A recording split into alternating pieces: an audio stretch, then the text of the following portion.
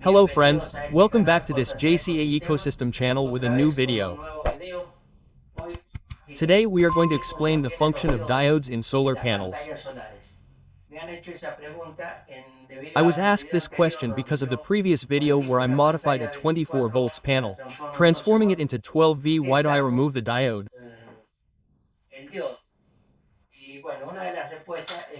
Well, one of the answers is that I want you to understand exactly why the diode is there, and we are going to try to organize ourselves to see if I can interpret or if you can explain to me the meaning and position of each diode.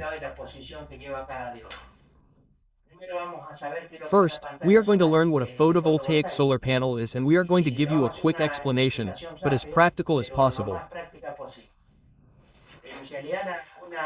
In reality, a photovoltaic panel is the sum of cells like this one.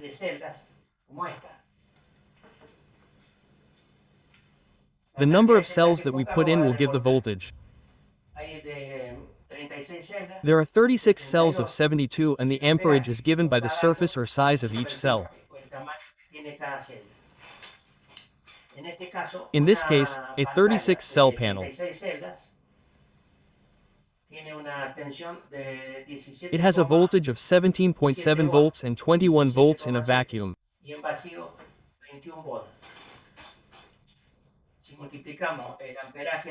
If we multiply the amperage of the screen by the voltage it has, we will get the power, which in this case, like the one I have here on the table, is 100 W. There are also other powers like this one I have here in the back.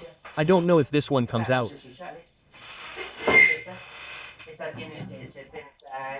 This one has 72 cells and has a power of 325 W. Each cell has 8 amps. In reality, they are considered, the short circuit voltage. It is one of the measurements it has, or in an open circuit. Of course, in a short circuit the voltage drops, and in an open circuit it drops. It is, and the nominal voltage is used.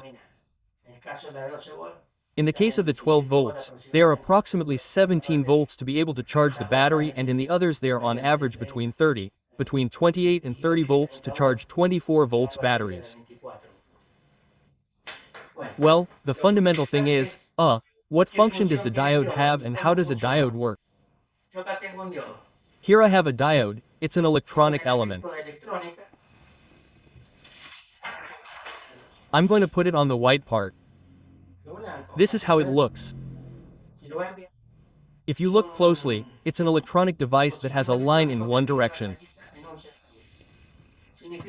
This means that it allows current to pass in only one direction, in the direction of the line.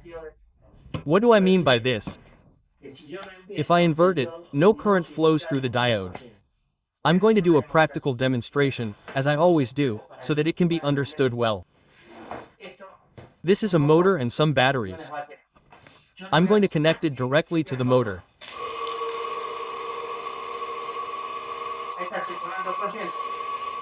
Current is flowing perfectly and in the positive direction towards the motor. Now I'm going to connect the diode in the positive direction so that we can see how the diode works. All of this is working with the diode.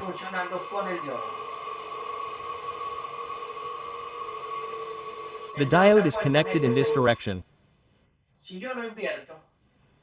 If I invert it, which would be the same as inverting the source, the diode behaves like a valve where no current flows. Let's go back to the idea. The diode conducts in only one direction, in the direction of the arrow or mark at one end. I'm going to put it back so you can see it. In this sense, it should conduct, and indeed the motor works, meaning it conducts. I'm going to invert it again and it doesn't conduct. This is very important because in the case of solar cells, diodes are exchanged to prevent feedback, especially when there is shade on the screens. Here I have some drawings that I hope you can understand. I'll also do it quickly before making the video. I do it freehand on a piece of paper, but they are extremely practical and understandable.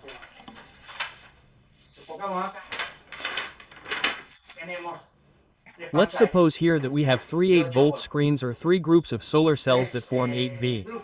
The sum of the three will give 24 volts in series.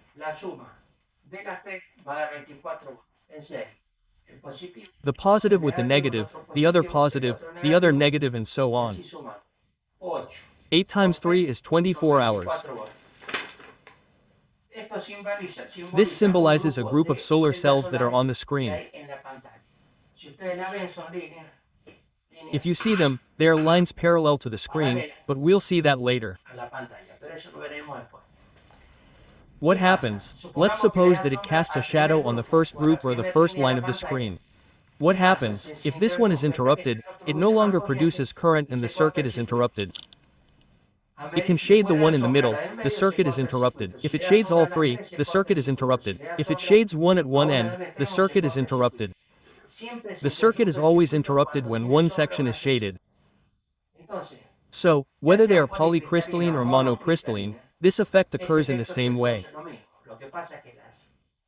What happens is that modern screens are some polycrystalline, which only influences performance. Polycrystalline ones are less efficient than monocrystalline ones. So, what is achieved with this? Because in one of the comments I had, there was a question about how I could remove the diodes if they were not necessary. Yes, they are necessary when they are connected in series. I had made the connection, I transformed it into parallel and one of the diodes was influencing an incorrect connection, so I had to remove it. Now let's go back to this other graph which is exactly the same, but with the addition of diodes, and we are going to see the advantages it has. Here the diodes are connected in this direction and the current cannot be inverted because I already said that it is a vortex. I showed it to you. When one of the screens or areas of the screen has a shadow, let's say it is this one, let's suppose it is this one, the current continues to pass through the diodes and the circuit is not interrupted. We just said that any of the three that has a shadow is interrupted. In this case, the diode is not very miraculous either.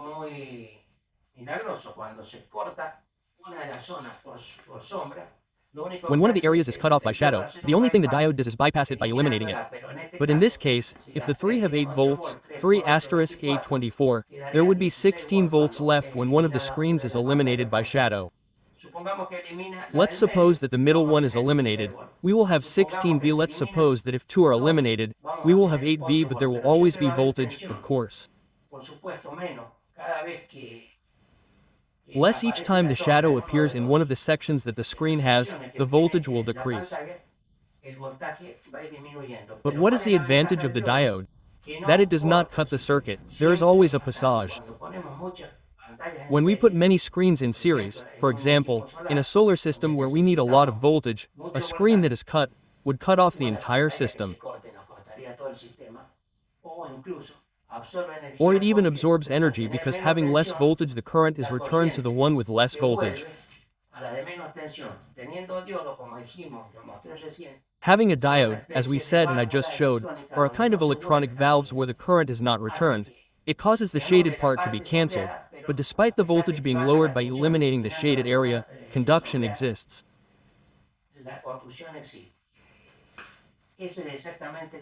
That is exactly the advantage of connected diodes, diodes connected to the screen.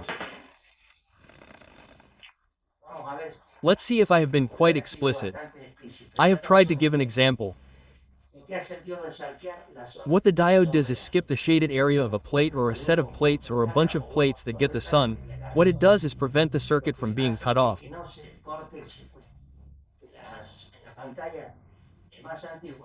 Older screens did not have bypass diodes and cuts were achieved when the shaded area appeared.